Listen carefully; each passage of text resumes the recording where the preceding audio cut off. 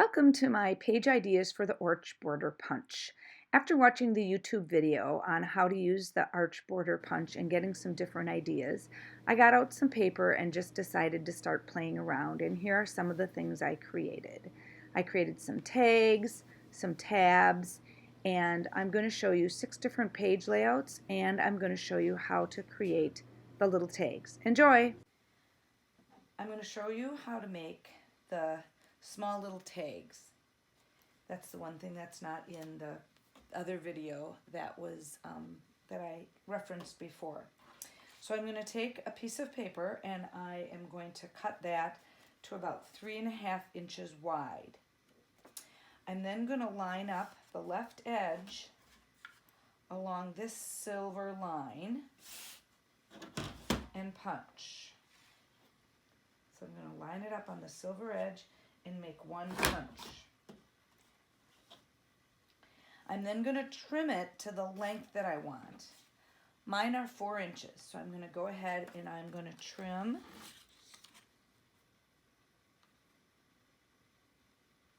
to 4 inches.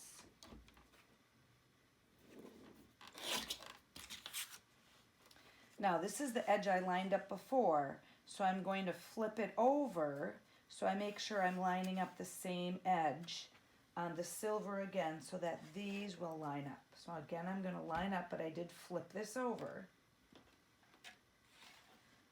And again, I'm lining up right here on the silver, and I'm going to punch, and that should make these lined up. And now I'm just going to trim both edges so that I get a nice little tag. And you can make those as long as you'd like them, and that'll just depend on how you trim the length. And that's how you make the little arch border tag.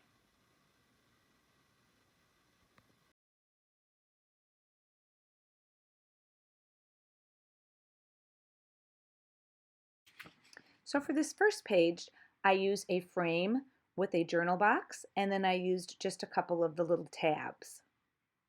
For the second one, I used a frame under a picture and then used another tag next to the picture. This one I used a border underneath 2 of the frames and some of the tags. This one I used the border underneath and I filled in with some of the green paper and used a couple frames and tags. This one I used the tags on the side and I used a frame underneath the picture and a couple of the little tabs.